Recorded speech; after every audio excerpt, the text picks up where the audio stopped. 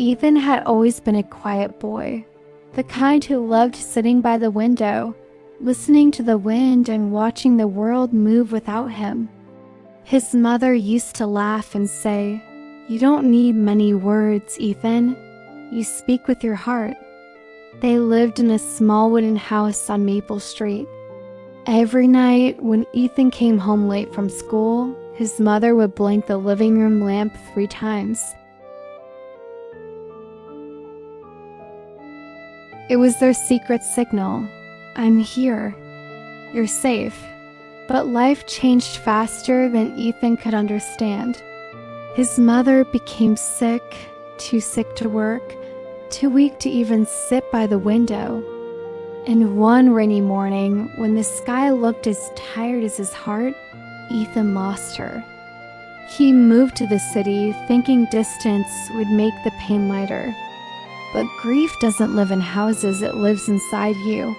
For months, Ethan felt like a shadow in his own life. Work, eat, sleep, repeat. No joy, no warmth, no light. One winter night, after another long, empty day, Ethan missed the bus. His phone battery died, and the cold wind kept pushing him as if telling him to go somewhere. He didn't know why, but his feet took him to the old part of town back to Maple Street. The street looked older, darker. Houses seemed abandoned, the way memories sometimes fade. But Ethan kept walking, each step pulling him closer to the past. When he reached his old home, he froze. The house should have been empty. No one had lived there for years. But there it was. The light in the living room window, blinking 3 times, slow. Familiar. Ethan's chest tightened. His hands trembled, not from the cold, but from something deeper: fear, hope, confusion all mixed together. He stepped closer. "Mom?" he whispered, even though he knew that couldn't be true. The light blinked again. He pushed the door open. It creaked the same way it used to. The air inside was cold but smelled faintly like lavender, his mother's favorite scent. The living room lamp sat on the old wooden table. Ethan remembered it well. The lamp base still had the scratch he made when he was 8, but no one was there. He reached for the lamp. His fingers were shaking. Before he could touch it, it blinked one last time, slow, warm, comforting. In that moment, Ethan felt something shift inside him.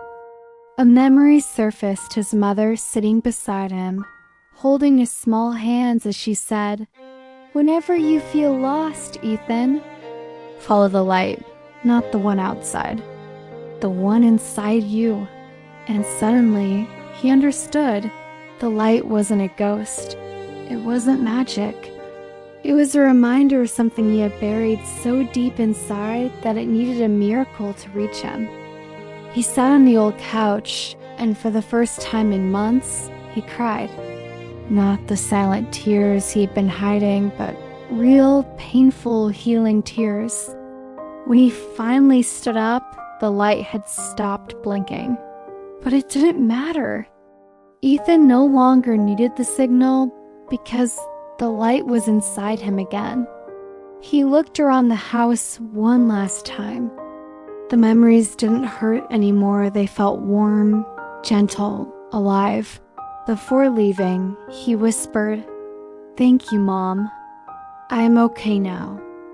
I promise." The door closed behind him with a soft click. And as he walked back into the cold night, something beautiful happened. The street didn't feel dark anymore.